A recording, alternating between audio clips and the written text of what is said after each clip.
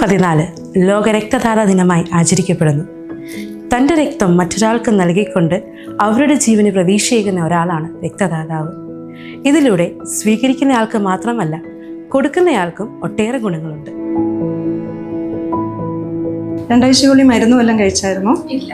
Homeo, Ayurveda അങ്ങനെ എന്തെങ്കിലും സ്ഥിരമായിട്ട് എന്തിനേലും മെഡിസിൻ വല്ലതും യൂസ് ചെയ്യുന്നുണ്ടോ? ഇല്ല. രാത്രി നന്നായിട്ട് ഉറങ്ങിയോ? ഇങ്ങനെ കുറേ കാര്യങ്ങൾ സ്റ്റാഫ് നമ്മളോട് ചോദിക്കും.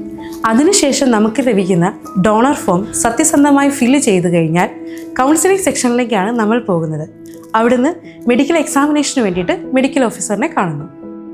Medical examination before blood donation is done for 2 main reasons.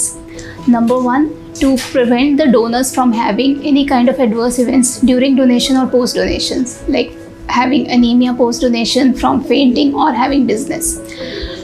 Secondly, it is done to prevent any kind of transfusion transmissible infections, namely HIV, hepatitis B, hepatitis C, malaria and syphilis, which can potentially spread from the donors to the recipient.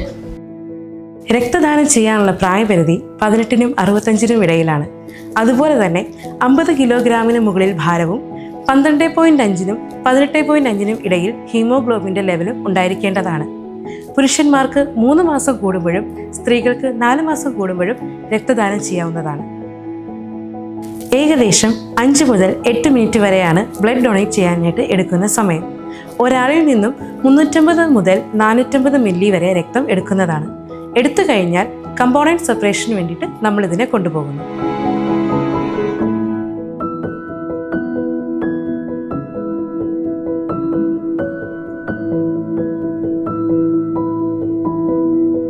ശേഖരിച്ച രക്തം 2 പ്രോസസ്സിങ്ങിലൂടെ packet red cells, plasma, platelets എന്നീ ഘടകങ്ങളായി വേർതിരിച്ചെടുക്കുന്നു.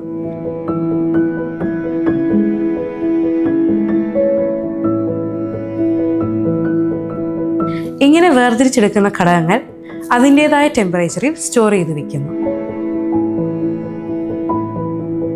രക്തത്തിലൂടെ പകരുന്ന അസുഖങ്ങളായ HIV, hepatitis B, hepatitis C, malaria, syphilis എന്നീ രോഗങ്ങളുണ്ടോ എന്ന് നമ്മൾ പരിശോധിക്കുന്നു.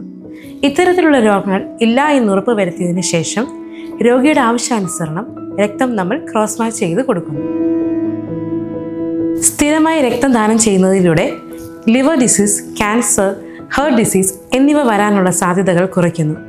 അതോടൊപ്പം നമ്മുടെ ശരീരത്തിലെ കൊളസ്ട്രോളിൻ്റെ ലെവൽ മെയിൻറ്റെയിൻ ചെയ്യുകയും റെഡ് ബ്ലഡ് സെൽസിൻ്റെ പ്രൊഡക്ടിവിറ്റി ബൂസ്റ്റ് ചെയ്യുകയും ചെയ്യുന്നു. 2004 മുതൽ ലോകാരോഗ്യ സംഘടന June 14 world blood donor day ആയിട്ട് ആചരിക്കുകയാണ്. കോൾ ലാൻഡ്സ്റ്റൈനർ എന്ന ഒരു ഓസ്ട്രിയൻ ശാസ്ത്രജ്ഞനാണ് ആദ്യമായിട്ട് രക്തഗ്രൂപ്പുകളെ A, B, O എന്നിങ്ങനെ തരംതിരിച്ചത്. അദ്ദേഹത്തിൻ്റെ ജന്മദിനമാണ് ജൂൺ 14. ഈ 21-ാം നൂറ്റാണ്ടിൽ ഒരുപാട് ആധുനിക സാങ്കേതിക വിദ്യകൾ വളർന്നിട്ടുണ്ടെങ്കിൽ പോലും മനുഷ്യരക്തത്തിന് പകരമായി ഒരു മരുന്ന് കണ്ടുപിടിക്കാൻ ഇതുവരെ ആധുനിക വൈദ്യശാസ്ത്രത്തിന് സാധിച്ചിട്ടില്ല. തൻ്റെ സഹജീവി മരണത്തോട് മല്ലിടിക്കുന്ന ഒരവസരത്തിൽ ഒരു വ്യക്തിക്ക് നൽകാവുന്ന ഏറ്റവും വലിയ സഹായമാണ് സ്വന്തം രക്തം ദാനം ചെയ്യുക എന്നുള്ളത്.